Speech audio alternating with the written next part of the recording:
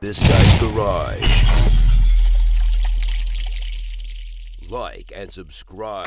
The Honourable Leader of the Opposition. For 8 years, this Prime Minister and NDP Liberal government are not worth the cost. He said that he was taking on all this debt so that Canadians wouldn't have to. Well, now we learn that Canadians are spending more on household debt interest than at any time in Canadian history, more than the American families were during the 2008 financial crisis that almost brought down the global economy. Will the Prime Minister reverse the inflationary high-tax policies that have indebted Canadians and driven up their interest rates? The Right Honourable Prime Minister. The audacity of this Conservative leader knows no bounds. Right. Just last week, he voted against a national school food program, and now he rises to talk about affordability. That's right. Let's be clear. This Conservative leader has no long-term vision for this country, with or without glasses. It takes more than a couple of bags of McDonald's to feed Canadians. That's why we're going to continue to step up and be there with investments for Canadians while he talks about cuts and austerity and then goes and votes for cuts and austerity.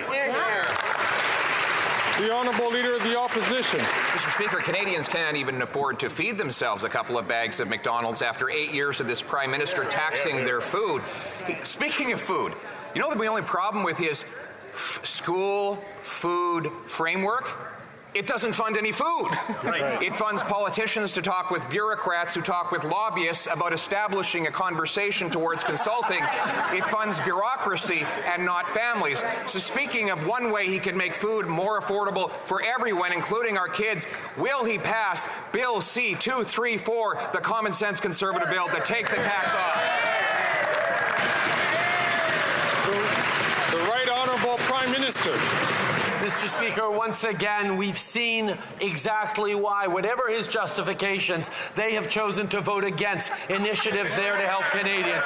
Whether it's dental support for hundreds of thousands of kids that we've already brought in, with more support for seniors, they chose to vote against months ago, Mr. Speaker. They're continuing to step up and vote against the programs that matter. And while they seem not to care about climate change and want to sit back and watch the world burn, they're actually going to watch Canadians' food sources burn as well. The Honourable Leader of the Opposition. Speaker, it is that Prime Minister that is burning a hole in the pockets of Canadians. We voted against his plan to quadruple the carbon tax, a tax on heat, gas, and groceries. Now, the Prime Minister, when I raised the cost of $100,000 for one farm in my riding, which will rise to $400,000, I said, will he call the family and find out and tell them how they're going to pay the tax? He said he would reach out to them. He would have a conversation about how they're going to pay a $400,000 carbon tax bill.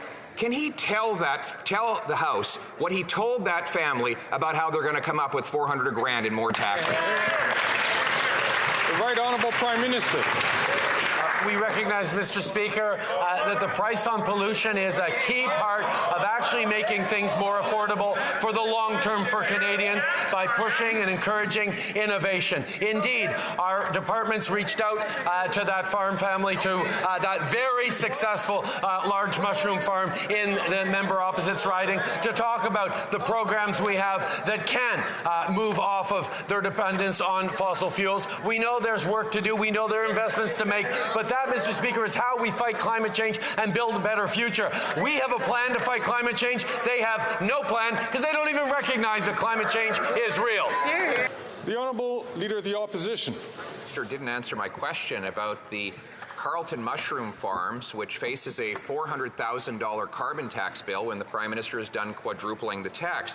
When we spoke about this on November the 29th, he said that he looks forward to hearing the sustainable practices that the farm has put in place. Well, I can tell him I helped the farm actually get natural gas to its in order to power some of its operations, which is a lower emitting form of energy. But they're still going to face a massive tax increase. How will the Prime Minister advise the farm to pay it? By raising prices on Canadians or shutting down production and bringing in more foreign food? The Right Honourable Prime Minister. Mr. Speaker, for farms across this country that are shifting towards natural gas and lower emitting ways of heating and using their various machinery, that is something that we have put in place significant programs to help them with, and that is something we are going to continue to do because it's part of our plan to both fight climate change and build a net zero economy of the future. We have a plan, Mr. Speaker. The Conservative Party of Canada has no plan to fight climate change. Indeed, they think we should be backing off on all the things we're doing and instead of continuing to fight climate change and grow a strong economy. That's right. The Honourable Leader of the Opposition. Well, the Prime Minister is backing off the things he's doing. Ironically, he's the one that brought in a temporary pause because his caucus was revolting regarding home heating oil. But my question was about the Medeiros Carleton mushroom farm. He claims that he's got government programs to help farmers use more natural gas at the same time as he's quadrupling the tax on natural gas, which perhaps is the reason why Canada ranks 58th out of 64 when it comes to climate index performance. Mr. Speaker, he doesn't have a climate plan, he has a tax plan, so how will he advise the Medeiros farm to pay the $400,000 bill he's sending them? The Right Honourable Prime Minister. Mr. Speaker, we recognize that climate change is a reality. We recognize that we need to help families and businesses across this country reduce their emissions and continue to prosper and grow in a world where the cost of inaction on climate change is increasing exponentially. That is why we have put in place programs to support farms, programs to support Canadians, indeed, to get off home heating oil, for example, and transform into heat pumps. These are things that we are doing as part of our plan. The Conservatives have no plan. That's right. The Honourable Leader of the Opposition. Our plan is to bring home production back to Canadian farms, Mr. Speaker. His plan raises a carbon tax on a greenhouse in my riding, which meant that their produce is more expensive in the village of Manotick than a Mexican tomato is in the village of Manotick, sending a price signal for consumers to buy the tomato that had to be transported by truck and train, burning fossil fuels right across the continent. Why doesn't he axe the tax so that we can bring down the cost of farm production and bring home more clean, green Canadian produce? The Right Honourable Prime Minister. Mr. Speaker, the price on pollution is simple. Activities that cause pollution cost a bit more, but most Canadians get more money back than what they pay, with checks being sent to Canadians every few months. Big industry pays more than the regular Canadian because industry pollutes more, and as a result, they have an incentive to reduce their pollution. The ideologically driven MAGA Conservatives are calling for pollution to be free again and for the government to take those regular checks to Canadians away from them. The Honourable Leader of the Opposition. Everything he just said is factually wrong. One, industry doesn't pay the carbon tax. They have a carbon tax carve-out. And as for him claiming that people get more back in rebates, the Carleton mushroom farms will pay $100,000 this year, rising to $400,000 over the carbon tax increase the Prime Minister proposes. And he's sending them tiny rebate checks to their household mailbox. Is he committing today that he's going to send a $400,000 rebate to this family farm? The Right Honourable Prime Minister. Mr. Speaker, we are there to support families, but multi-million-dollar farms that are successful will be continued to encourage to look for ways to use their machinery and to heat their produce in ways that is lower emitting. That's what fighting climate change is all about. It's encouraging successful farms like the Medeiros family farm to continue to be successful, but to do so in ways that reduce their emissions. We know it cannot ever be free to pollute again, despite what the Conservative Party wants. The Honourable Leader of the Opposition. Ironically, it is free for Mexican producers to almost free. They have a tiny, tiny little carbon tax, not even comparable to the $400,000 tax bill that this Prime Minister is proposing. So what he's saying is that there should be a price signal for Canadians to buy more expensive, polluting foreign food, while we, with the 5th biggest supply of arable land on planet Earth, shut our farmers down. How does that make any sense? The Right Honourable Prime Minister.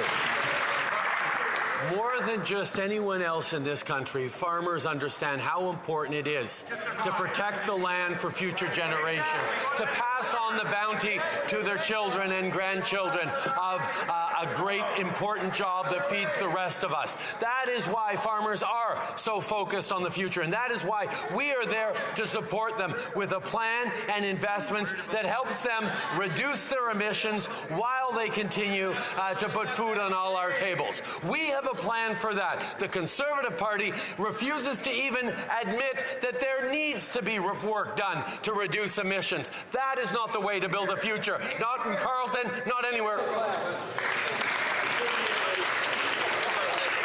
The Honourable Leader of the Opposition. Mr. Speaker, the Prime Minister claims that, actually he stated correctly, that farmers are working hard to protect the environment, which is why it's so strange that he wants to punish them with a tax that on one farm alone costs $100,000, that will rise to $400,000 for the crime of using the only source of energy that is available to that farm. So I'll ask the same question I've asked him now about half a dozen times. When he finally gets around to talking to Carleton mushroom farms, how will he advise them to pay their forthcoming $400,000 carbon tax bill? By raising prices on Canadians or by cutting back and bringing in more dirty foreign food? The Right Honourable Prime Minister. Mr. Speaker, 97% of farm fuel emissions are exempt from the price on pollution. The average farm across this country pays a little less than $1,000 on natural gas emissions through the price on pollution. So one can only imagine how much natural gas this successful mushroom farm must be using for their cost of the price on pollution to be that large. Not with the second. Gardens, Rideau Lakes. Last night at committee, the hand-picked Liberal chair of this Prime Minister's billion-dollar green slush fund was exposed as having used staff at the fund to round up $10 million for her project that had been deemed ineligible. And then she literally ran out of the committee, shutting off the cameras because she didn't want to answer any more questions. This NDP Liberal government failed to protect taxpayers from embezzlers and swindlers to the tune of $150 million. After 8 years, this Prime Minister isn't worth that cost. When will Canadians get back their missing millions? The Right Honourable Prime Minister. Mr. Speaker, the Minister of Innovation has already accepted the resignation of the CEO and chair. When allegations are made and issues arise, it's both appropriate and necessary for there to be a review of the matter. Those investigations and reviews are currently underway, and we look forward to the results of those investigations.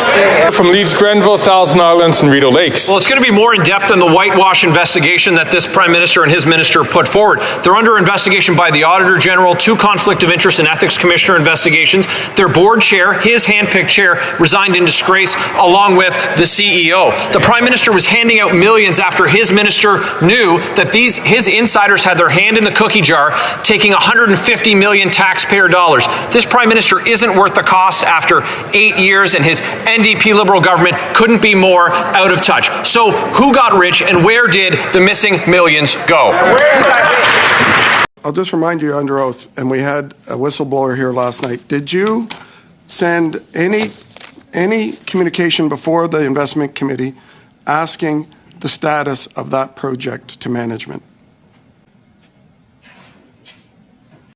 Having conflict of interest or potential conflict of interest. I understand.